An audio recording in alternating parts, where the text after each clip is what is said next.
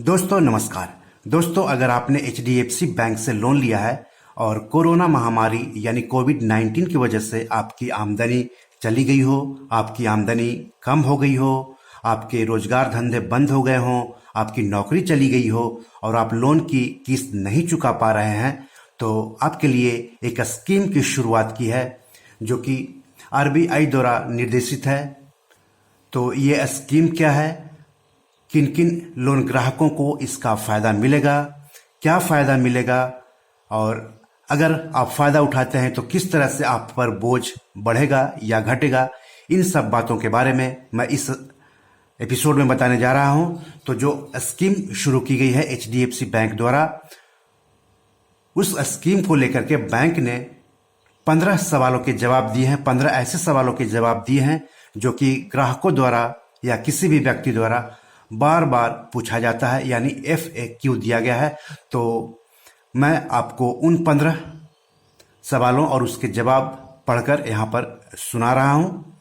तो चलिए, पहला सवाल जो हर किसी के मन में उठता है वो है कि आरबीआई द्वारा अनुमोदित पुनर्गठन योजना क्या है, यानी रीस्ट्रक्चरिंग स्कीम क्या है।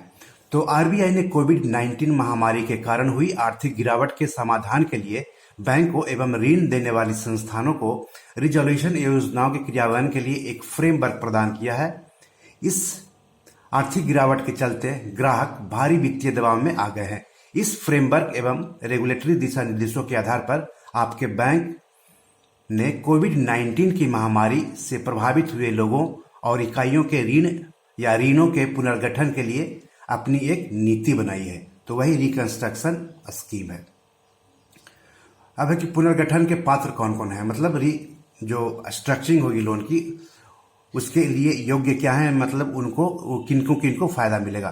तो पहला, वो व्यक्ति और इकाइयां जो स्टैंडर्ड के रूप में वर्गीकृत हैं लेकिन जिन्होंने 1 मार्च 2020 से पहले 30 दिनों से ज्यादा समय तक कोई किस्त नहीं रोकी है और जो आज तक अपने सभी ऋण या सुविधाओं में स्टैंडर्ड बने हुए हैं, वो पुनर्गठन के पात्र हैं, योग्य है।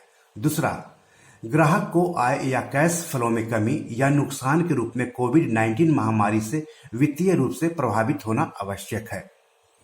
तीसरा, ग्राहक की आय में कमी एवं उस पर इसके वित्तीय प्रभाव की समीक्षा बैंक द्वारा दस्तावेजों या जानकारी के आधार पर की जाएगी जिससे कोविड-19 के कारण कैश फ्लो में कमी प्रदर्शित होनी है। बैंक दिए गए दस्तावेजों के आधार पर पुनर्गठन की स्वीकृति देने से पहले पुनर्गठित की गई ईएमआई का भुगतान करने की ग्राहकों की क्षमता का अध्ययन करेगा, आंकलन करेगा। पुनर्गठन के निर्णय में क्षमता की गणना के अलावा ग्राहक का रीपेमेंट का ट्रैक रिकॉर्ड एवं इससे पूर्व मोरेटोरियम प्राप्त करने के लिए ग्राहक द्वारा दी गई प्रतिक्रियाओं पर भी विचार किया जाएगा। जैसे कि आप सबको मालूम है कि मार्च 2020 से लेकर के अगस्त 31 2020 तक लोन मोरेटोरियम का फायदा उठाने का विकल्प दिया गया था लोन ग्राहकों को।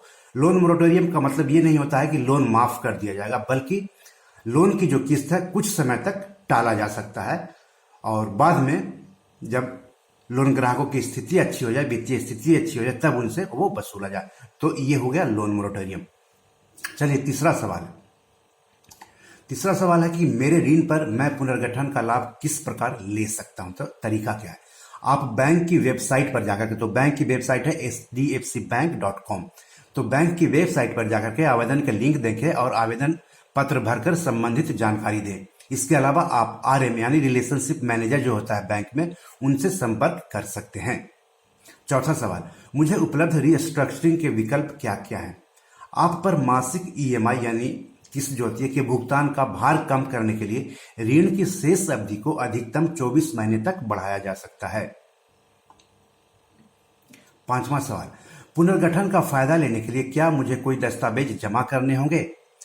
तो इसका जवाब दिया है बैंक ने, आपको अपने रोजगार या व्यवसाय की मौजूदा स्थिति के बारे में विवरण देते हुए दस्तावेज बैंक में जमा करने होंगे। वेतनभोगी कर्जदारों का वेतन की स्लिप एवं बैंक स्टेटमेंट देना होगा। स्वरोजगारी कर्जदारों या इकाइयों को बैंक स्टेटमेंट, GST रिटर्न, आयकर रिटर्न, उद्यम सर्टिफिकेट आदि देने होंगे। आप ऑनलाइन पुनर्गठन आवेदन लिंक के लिए बैंक की वेबसाइट पर जा सकते हैं। तो तो बैंक की वेबसाइट जैसे मैंने आपको बताया hdfcbank.com पर जा सकते हैं। छठा सवाल, क्या पुनर्गठन पैकेज लेने पर मेरी क्रेडिट ब्यूरो रिपोर्ट पर फर्क पड़ता है? आपको बता दूं, क्रेडिट ब्यूरो रिपोर्ट अगर घटा दिया जाता है या कमजोर होता है तो लोन लेने में लोन ग्राहकों को दिक्कत होती है। तो अक्सर जो लोग समय पर लोन नहीं चुकाते हैं उनका क्रेडिट ब्यूरो रिपोर्ट पर फर्क पड़ता है। तो आप इस जो स्कीम है, रिस्ट्रक्चरिंग स्कीम के तहत भी आप लोन की EMI बढ़ा रहे हैं, तो सवाल उठता है कि क्या इससे आपकी क्रेडिट ब्यूरो रिपोर्ट पर असर पड़ेगा या फिर नहीं पड़ेगा। तो इसका जवाब बैंक ने दिया है। नियामक दिशा निर्देश के अनुसार आपकी लोन या क्रेडिट सुविधा क्रेडिट ब्यूरो को पुनर्गठित के रूप में बताई जाएगी, ये डिफॉल्टर के रूप में नहीं बताई जाएगी। ध्यान रखें कि नियामक दिशा निर्देशों के अनुरूप पुनर्गठन की सूचना क्रेडिट ब्यूरो को ऋणग्राही के स्तर पर बताई जाती है और इसलिए बैंक के साथ ऋणग्राही की सभी सुविधाओं या लोन को पुनर्गठित सूचित किया जाएगा और फिर चाहे ऋणग्राही न केवल एक लोन के लिए ही पुनर्गठन की सुविधा क्यों न ली हो। सातवां सवाल, क्या अपने लोन का पुनर्गठन कराने पर मुझे प्रोसेसिंग शुल्क या फीस देनी होगी? तो इसका जवाब है, यदि आप अपने लोन का पुनर्गठन कराते हैं तो बैंक आपसे शुल्क ले सकता है। आठवां सवाल, बैंक में मेरे पास अनेक लोन या क्रेडिट सुविधाएं हैं, क्या मुझे इनमें से हर एक लोन के लिए अलग से आवेदन देना होगा?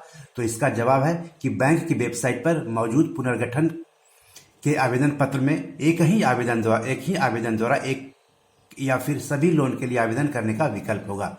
निर्णय लेने से पहले बैंक आवेदन का आकलन कोविड-19 के प्रभाव एवं रीपेमेंट प्लान की क्षमता एवं नियामक दिशा निर्देशों के अनुरूप ही करेगा।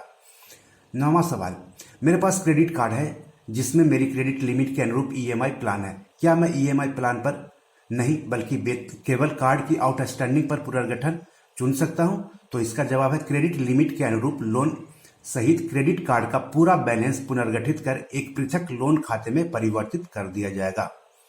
10वां सवाल, मेरे क्रेडिट कार्ड पर जंबो लोन की सुविधा है, क्या क्रेडिट कार्ड पर पुनर्गठन की सुविधा लेने पर जंबो लोन को परिवर्तित करना अनिवार्य है? आप या तो कार्ड का बैलेंस या जंबो लोन या फिर दोनों पर पुनर्गठन की सुविधा ले सकते हैं। 11वां सवाल, पुनर्गठन की सुविधा लेने के लिए क्या न्यूनतम आउटस्टैंडिंग की कोई शर्त है? तो इसका जवाब है, कार्ड या लोन आउटस्टैंडिंग को परिवर्तित करने के लिए आवश्यक न्यूनतम आउटस्टैंडिंग राशि 25,000 रुपये है, यानी 25,000 या उससे ज्यादा रहेगा तभी आपको इसका फायदा मिलेगा।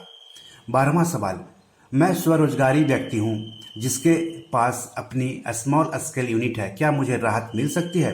तो इसका जवाब है, भारत सरकार द्वारा जारी किए गए MSME वर्गीकरण के लिए संबंधित दिशा निर्देशों के अनुसार MSME श्रेणी में आने वाले स्वरोजगारी लोग या इकाई MSME पुनर्गठन योजना के तहत राहत के लिए आवेदन कर सकते हैं। अधिक जानकारी के लिए अपने RM यानी रिलेशनशिप मैनेजर जो है बैंक में उनसे संपर्क करें। बैंक अपने स्वरोजगारी ग्राहकों से निवेदन करता है कि वो खुद को भारत सरकार के उद्यम पोर्टल द्वारा MSME के रूप में रजिस्टर कराए, जहां कहीं भी लागू हो। उद्यम पोर्टल का लिंक यहाँ पर दिया हुआ है, तो आप इसे देख सकते हैं। 13वां सवाल, क्या मैं पुनर्गठन के लिए अब आवेदन कर सकता हूं क्योंकि मैं इससे पहले मोरेटोरियम के लिए आवेदन नहीं कर सकता? जैसा कि मैंने पहले आपको बताया कि मार्च से लेकर के अगस्त तक लोन मोरेटोरियम की सुविधा दी गई थी और उसके बाद फिर लोन रिस्ट्रक्चर की सुविधा दी गई है। 24 महीने तक आप लोन रिस्ट्रक्चर करा सकते हैं। तो इसका जवाब है कि पुनर्गठन की योजना बैंक के सभी ग्राहकों के लिए खुली है। इसके लिए ऋणग्राही द्वारा मोरेटोरियम के लिए किए गए आवेदन का कोई फर्क नहीं पड़ता, अपितु ऋणग्राही को पुनर्गठन के लिए नियामक दिशा निर्देशों का पालन करना आवश्यक है। अब सबसे महत्वपूर्ण सवाल है 14वां सवाल कि किस तरह के लोन पुनर्गठन के लिए पात्र नहीं होंगे? तो व्यक्ति या इकाइयों के लिए कृषि कार्यों के लोन जो बैंक द्वारा कृषि लोन के अंतर्गत वर्गीकृत है उनको नहीं मिलेगा लाभ।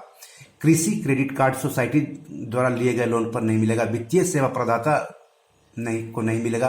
केंद्र या राज्य एवं स्थानीय सरकारी इकाइयों को नहीं मिलेगा। HDFC बैंक के कर्मचारियों ने जो लोन लिए उनको फायदा नहीं मिलेगा। हाउसिंग फाइनेंस कंपनियों के लिए एक्सपोजर जो पहले से रीशेड्यूल की जा चुकी है उनको भी फायदा नहीं मिलेगा। कमर्शियल उपयोग के लिए दिए गए लोन पर ऊपर दिए गए बिंदु 12 के अनुसार MSME दिशा निर्देशों के तहत राहत मिलेगी। अब है 15वां सवाल, मेरा लोन को बोरोवर यानी ज्वाइंट जो रहते हैं के साथ लिया गया है, क्या ओरिजिनल लोन लेने वाले को बोरोवर को संशोधित पुनर्गठन समझौते पर हस्ताक्षर करना जरूरी होगा? तो इसका जवाब है, नियामक और कानूनी नजरिए से ओरिजिनल लोन के सभी बोरोअर या को बोरोअर को लोन संरचना में होने वाले किसी भी परिवर्तन जैसे पुनर्गठन समझौते पर सहमत होना व हस्ताक्षर करना आवश्यक है। तो इस तरह से अगर आप लोन मोरेटोरियम का रिकंस्ट्रक्शन चाहते हैं तो HDFC बैंक की वेबसाइट पर जाएं या फिर HDFC बैंक से डायरेक्ट बात करें और क्या करना है, कैसे कैसे करना है, उसके बारे में जानकारी लेकर के आप राहत ले सकते हैं। लेकिन ध्यान रहे कि इससे आप पर आने वाले दिनों में बोझ बढ़ेगा। साथ ही साथ अगर कोविड-19 या कोरोना महामारी की वजह से आपकी आमदनी घटी है या आपकी नौकरी चली गई है, आपकी कारोबार बंद हो गया है, तभी आपको इसका फायदा मिलेगा। तो आज इतना ही। नमस्कार।